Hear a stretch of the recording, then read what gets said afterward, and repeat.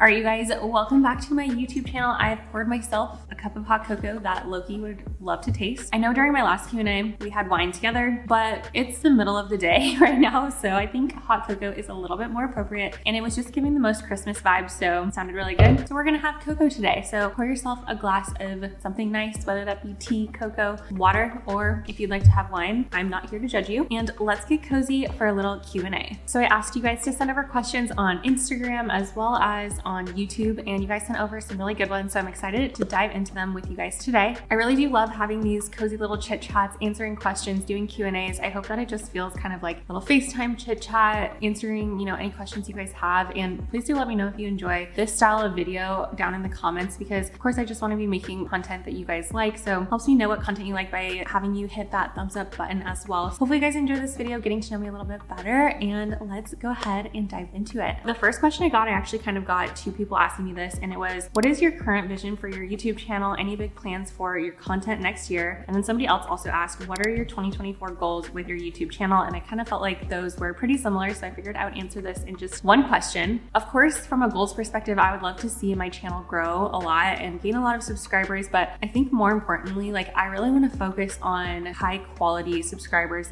people that really genuinely care about me, my content, and my life as an individual, my life as a person. So I really want to focus on the community aspect in 2024. That's definitely a big piece of it. And as far as kind of my vision for my channel, I definitely see myself leaning a little bit more into the financial wellness side. I feel like those work pretty well for me, the budget with me type of videos, but I do love making my monthly reset routines. And I honestly feel like this year has really been me just finding my groove with YouTube and figuring out what videos I like to make, what videos work well for me, and that type of thing. I don't want all of my content to be investing and financial wellness, and I don't want all of my content to be just vlogs either. I'm really just trying to find this balance right now and kind of just get a little bit deeper into my groove, my lane, and figure out what my favorite type of content is to make for you guys. So I'd say that's kind of my vision for this next year, is to really just double down and figure out exactly what I am most passionate about and keeping up with the stuff that's working really well for me. All right, next question I got was, what are you most proud of this year? Man, this year has been absolutely crazy, you guys. Obviously, if you've been following my channel and my story, I got laid off, and then I kind of just decided to start over a little bit. So this year has been just a roller coaster of things going on, from finding new work, trying to figure out my life with Chris financially, and how we're changing our finances to afford our lifestyle, and just so many different adjustments. I have to say, for one, I'm really proud of myself for just starting something from nothing, starting something from scratch. When I didn't have to do this, I could have just put my head to the ground and really focused on finding a new job. But I knew that I wanted more for myself and more for my life, and getting laid off was the opportunity to do that. So I would say I'm just really proud of myself for betting on myself, taking a leap of faith and trying something different. And then I would also say that I'm really proud of me and Chris for just being able to go with the flow, roll with the punches, and how we've been able to kind of adjust our lifestyle, adjust our finances to make it work, to be able to still, afford our mortgage, our car, and all these things that are definitely expensive, and it's definitely inconvenient to lose a job and have to still be paying for these things. So I'm just really proud of myself and Chris for being able to figure it out and work through the BS. Next question was, what has been the most rewarding part about doing YouTube? This is an easy one for me. I have to say, the people in my comments, you guys that watch my videos, that like my videos, but especially the people that actually let me know in the comments that my videos help them out, that they have done things encouraged them to start their own YouTube channel, or have done just different things that motivated them in some way, whether it be starting a YouTube channel for themselves or be setting new goals for themselves to become the best versions of themselves. The comments that people are saying that I've helped improve their life in some way, that makes YouTube so worth it for me. It can be so hard, you guys. I feel I'm making really good content, really strong content. I feel I'm trying so hard to make really good thumbnails and make my videos engaging and all of these things, and then it just flops, and I'm what am I doing? I can't tell you the amount of times that I've questioned what I'm doing and why I'm even doing a YouTube channel, if I'm even helping people. But it's when I get those comments that say you've helped me grow as an individual, or you've helped me get back into working out, or you've helped me decide to take on side hustles of my own and pursue my passions, that makes it worth it. Even if I'm only getting 400 views, you know what I mean? That has to be the absolute most rewarding part of doing YouTube. And like I said, I'm so grateful for every single person that does leave those comments, because it really just encourages me to keep going. I'm not gonna lie, you guys, I haven't had hot chocolate in ages, and I forgot how good it is. Next question was, what plan do you have to be be consistent. This one I would say a few different things, like depends on if you're asking about like YouTube and that type of thing or business versus like things like being consistent with the gym. I assume you're asking about like being consistent with YouTube. And I have to say that, of course, doing it full time and not having a main job makes it a lot easier for me to like really focus on YouTube and really take the time to like make different videos, sit down and come up with really strong video ideas, sit down and record videos, sit down and edit them, all those things. I do think that because I am doing YouTube full time, it allows me just more opportunity to be consistent. Basically sit down kind of at the end of every month and I look at the month ahead, see kind of what content I have planned out over the next month, sometimes like month and a half even. And I kind of am just like constantly looking at my content calendar, seeing what I have coming up. I do change it from time to time. Like it is not set in stone. If I have a video planned that just doesn't sound fun to make or isn't, you know, I'm not feeling very creative about or things like that, then I don't do it. But I have to say, like, because I have a running list of video topic ideas, I have one on my phone, I have one on a shared doc that Chris actually adds ideas to as well. So that way, whenever like something pops into my head, I just have a list down. And also then when I'm like not feeling motivated about a video and I'm not feeling like I want to make what I had already put on my content calendar, then I can just like pull from that list of video ideas. Those are some ideas to help you stay consistent. But for me, I do think it helps that this is my full-time job and I therefore have the time to like sit down, plan content, and like work on being consistent at it. All right, next question was for Chris, but he is at the gym right now, so we'll see if he gets back in time while I'm still recording, and if so, he can answer that question at that time. Next question was, what are some of your favorite podcasts or book for self-improvement? I have so many recommendations for this, you guys, but I'll just mention a few. So the first one that kind of like changed my life, I would say, is Jen Sincero. She has the You Are a Badass kind of series, and she has You Are a Badass at Making Money, and then she also has You Are a Badass, just You Are a Badass. I think I read You Are a Badass at Making Money first, and that one really just changed my life and perspective on like my relationship with money, how I think about money, and really opened up my mind to thinking about like, just because you were raised a certain way doesn't mean that you have to be like stuck in that lane or whatever for the rest of your life. It really opened up my mind to doing things like side hustles and that I'm capable of making money from doing different things like that. Then I read her You Are a Badass book, and that one's more about just the same concept but not specific about money, like changing how you think, changing your perspective and stuff like that. I like her style of writing. It's very like fun, light, you know, she curses obviously, like it's in the title, so that's definitely a top recommendation. Can't Hurt Me by David Goggins. That one also really impacted me, really changed my life. That one is really about like perseverance, and like I think because his story is so intense and the things that he went through are so crazy, it really made me be like, okay, like I can handle certain things. Actually, he put out a second book. Second book is called Never Finished, and I actually read this one in like January, like right after I got laid off, and it was honestly just like the perfect time to read that. It really is like a very similar concept to his first book, where it's kind of just about like perseverance, like coming over challenges in life, but it was really just like a perfectly timed book for me where I was going through a hard time and I needed that like encouragement that I can do it, I can get through it. Another like financially related one is Rich Dad Poor Dad. That one really has changed my life, changed my perspective on like investing, how to think about money and how to make your money like work for you versus just like spending your money and some things like that. I would say those are like probably my top three for like personal development, but I've read quite a few books by Grant Cardone. Be Obsessed or Be Average is a really good one. The Subtle Art of Not Giving a F Word, that one is really good. Oh, and another one I really loved was Think Like a Monk by Jay Shetty. So there's a lot of really good books out there, but those would probably be my top recommendations. And I'll be completely honest with you guys, I have never really been a podcast girly, so I would love to be into podcasts, but I just, for some reason, it's just not what my mind goes to when I want to listen to something. I want to listen to a book on audio if I'm listening to something. So let me know if you have good podcast recommendations or other books you recommend. Those are my personal recommendations. Next question was, why did you decide to shift your YouTube content? I love the vlogs and more relatable content. Great question. I think I was just kind of having like a heart to heart with myself a couple of months ago, thinking about my content, thinking about like what was working for me and what wasn't. I've only been doing YouTube for a year, and I feel like I still, even at this point, like almost 12 months in, I'm still kind of figuring out what my niche is, figuring out what my lane is on YouTube. But the reason I kind of switched was I was being really honest with myself, and I was saying like, look, here's what's working well for me. These videos like side hustle ideas, passive income ideas, how much money I'm making from YouTube, my 7 income streams or whatever, just like money habits, like things like that. And I was realizing a lot of my videos that were doing really well for me were related to like financial wellness. If this is what my followers, my subscribers want to see from me, then like I should listen and I should just make more of that content. And then it's really frustrating too, because then I get comments like this, like, I love your vlogs, but then I post a vlog and I get like 400 views and it's just like so frustrating. Like I can't even express it. So at this point, I'm really feeling like this. Basically, I saw this video that Bria Jones posted a long time ago, and she made this comment of like, she was making YouTube videos and she had reached a point maybe similar to me where she had reached like maybe 10,000 subscribers and kind of hit like a plateau, was struggling to grow. She wasn't really getting views. And honestly, sometimes that's how I feel. I know I have some videos that get 1,000 views, 2,000 views, 4,000 views, and then I have, you know, my one that popped off. But I would say like, if I make just like a random vlog, day in my life vlog, it gets like 300, 400 views. And I feel like that's really low for me. Like I should be getting a lot more views than that. But she made this comment that was kind of like, you know what, if people aren't gonna watch my videos, I might as well just make videos about what I wanna make videos about. And I also think about YouTube is like, it should be fun, right? Like it should be content that I wanna make. It should be fun for me to do. And therefore I should just like make what's fun for me to make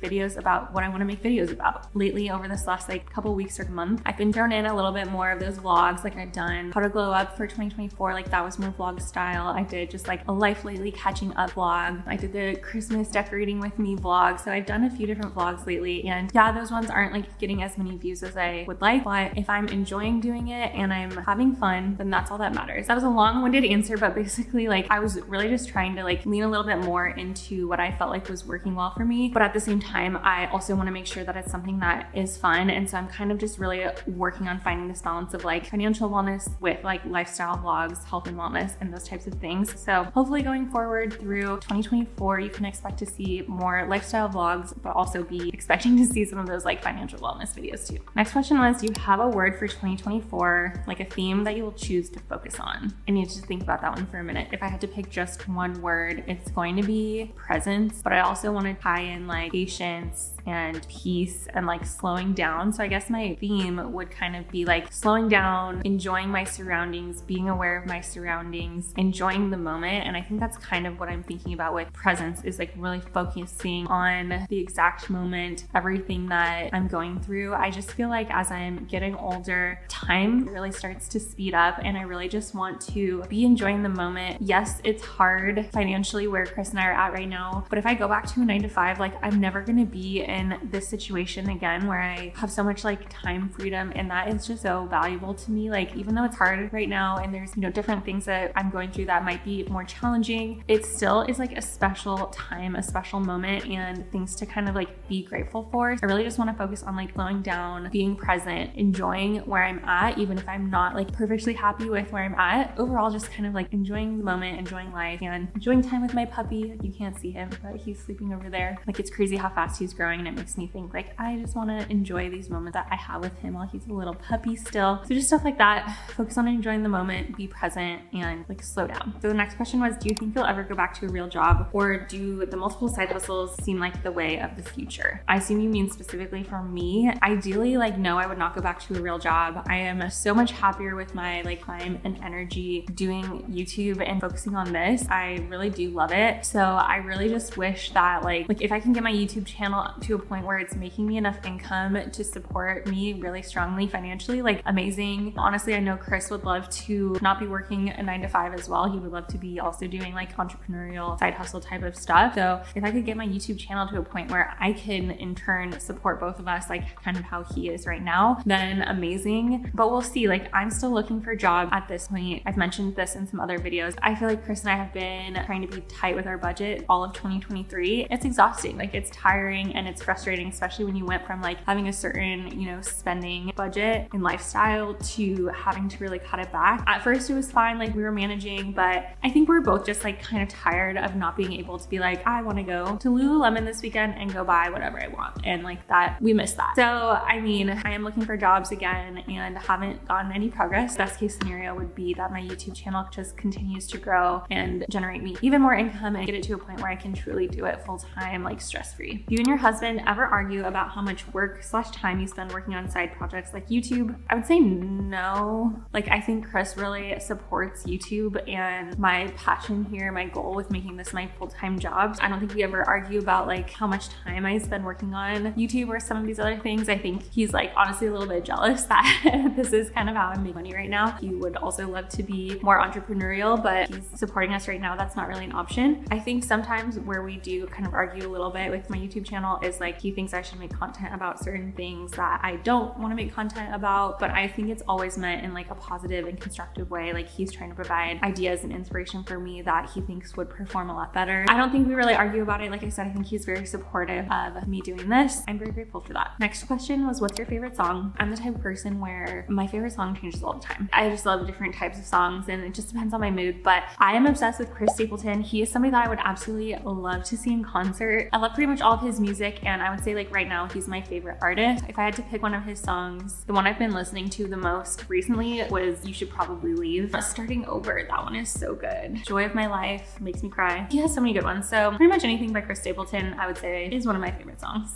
What direction would your channel have gone if that one video about side hustles didn't blow up? Just curious. You're doing amazing, by the way. Thank you. I appreciate that. So kind of you to say. Honestly, when I made that side hustles video, it was kind of a fluke. Like I hadn't done a single financial wellness type of video at that point. I think that was literally my first video that was about like side hustles, income, and stuff like that. Honestly, at some point I probably would have done something related to income and like things like that. But I think if I had never even dabbled in personal finance and like financial wellness, I probably would have really stuck to health and fitness. This summer I did like a 10-week cutting series, and that was kind of my way to test out like my subscribers' interest in that type of content. Like, are you guys interested in seeing health and fitness content, like exclusively like what I eat in a day, workout ideas and stuff? It was kind of like hit or miss. I felt like maybe like that wasn't really what you guys wanted. That's kind of why I actually really stopped making like health and fitness content. To answer the question, like I think if the side hustles video hadn't really popped off, I probably would have ended up leaning a lot more into like health and wellness and health and fitness. But alas, here we are. And I think like the main reason I've kind of stopped making health and fitness, what I eat in a day content, is just because I felt like I was going too many directions, like vlogs, lifestyle, ways to improve your life, financial wellness, sit down chit chats, YouTube tips and YouTube like analytics, personal finance. I felt like I was just trying to go in too many directions, and the health and fitness part just felt like something that I could cut out. It felt like people weren't really like that interested in it. And so I'm kind of trying to go now more like personal finance, how to be like healthy, wealthy, girly. For me, that means like your mental health. From time to time, it's going to be like things I'm eating, and I'm going to still incorporate that into my vlogs, but maybe not as many dedicated like what I'm eating and stuff like that, if that makes sense. Next question was, you mentioned you worked for Amazon and it wasn't totally fulfilling. Relatable. Can you share more about when and why you left? I feel stuck in my current role there. No one is hiring. Also layoffs. So I feel really guilty for not liking my well-paying job, even though I'm grateful it's draining me. So I started working for Amazon in, I think, 2016. Started out kind of just a very entry-level job. It was not fulfilling at all. That was actually when I started my swimwear business, because I wanted to have like something else I was working on, because I was honestly kind of bored in that job. Then I transferred internally to Softlines, and I was working on clothing basically for the private brands. And that was actually really fun. I really loved that job. I really liked the people I worked with. I liked my bosses there. I honestly like learned so much from that job. But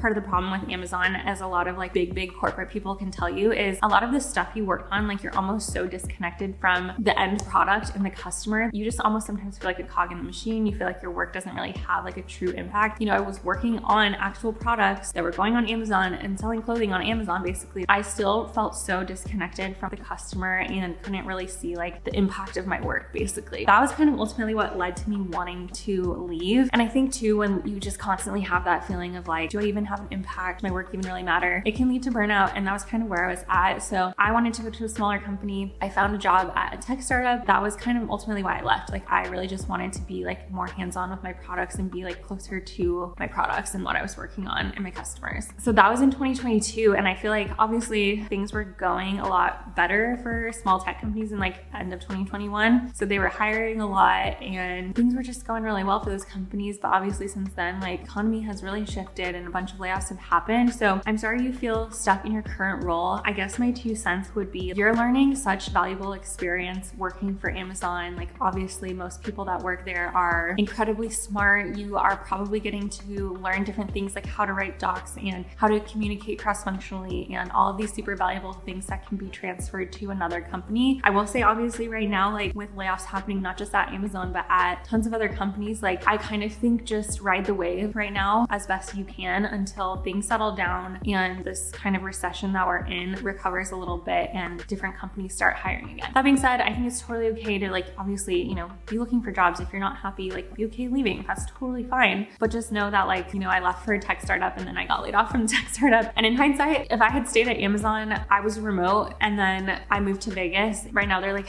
forcing employees to go back to the office. So had I stayed at Amazon, I probably would have had to like quit or something now anyway, because there's no office here. So everything happens for a reason. Look for other jobs, try and tough it out for a little bit while this recession hopefully improves, and try and find like little things to enjoy about your job, whether it be the people you work with, or maybe ask your boss if there's like maybe some sort of passion project that you can work on as well. Hopefully that helped answer your question. Next question, on average, how long does it take you to film and edit each video? When I do sit down ones like this, I usually just like sit down for maybe like an hour and record. So the recording part doesn't take very long, but when I do vlog, it's obviously like kind of throughout an entire day or multiple days, like getting different clips of things that I'm doing. So it really just depends. But part of the reason I like doing these sit down videos is because it's a lot more like short, sweet, to the point, and I can just like sit down and bang it out and make the videos. As far as editing, like example, I just posted my like Christmas holiday gift shopping guide, and I like banged that out editing wise in one day because I'm a little bit behind schedule, you guys. And I think it probably took me from start to finish, like start by uploading the video or the clips onto Final Cut to like having it live on YouTube, probably somewhere around like 5 or 6 hours. I don't know that that's like fast, and I don't know that that's low either. I think that that's like a pretty reasonable amount of time to edit. I will say it does help because I've had comments in the past of people being like, that's really fast. Well, just so you know, I am editing on not just like a laptop. I have like a mouse, keyboard, big screen, which I have because I like used to work for, you know, corporate America. So I have these at home, and that makes editing so much faster to use like a real mouse and to have a big screen, like let me tell you. So if you're editing on just your laptop, that could be why maybe I'm editing faster. Okay, 2 more questions. Are you still actively looking for work, or have you taken YouTube and your part-time hustles for your income? I kind of already answered this, so I will just quickly say, yes, I am still actively looking for work. Honestly, the job market doesn't seem very great right now. I've applied to probably like 30 or so jobs in the last couple of weeks and have not heard a peep, not even a no. So yes, I'm still looking, but best case scenario is I take YouTube full time, and as of right now, it is my only source of income. So thank you to people who watch my videos, hit the thumbs up button, who use my affiliate links and all of that, because it does actually make a difference in my life. Yeah, we'll see. If I find a really awesome job, I will definitely take it, and I'll still do YouTube, but I'll probably just pull back on like how much I'm posting. Last question. What part of growing your YouTube channel was the hardest or most difficult, and what do you recommend for new content creators? I would say like what I am still struggling with, as I've talked about a couple of times throughout this video, is like finding my exact niche and finding my exact lane, subject matter of stuff that like I am super passionate about, that I want to make videos about all the time. I think being somebody with a lot of different interests, it can be really hard for me to like focus down on like one topic. But if you're starting a YouTube channel with the explicit like interest in just making content about cooking, or you just want to make content about surviving out in the woods, or you just want to make content about like investment strategies and things like that, like that's fine. And I think that will work a lot better if you have some like one thing you're really passionate about and you really just want to make videos on that. So I think what has been a challenge for me is because I have so many different interests, like I want to communicate them all to you guys. I want all of them on my channel, and I just think that doesn't really work all the time. Like I said, I'm still trying to work through it, but I would say like, yeah, it's been really hard to narrow down my niche and find my place here a little bit. What do I recommend for new content creators? Like, yeah, if you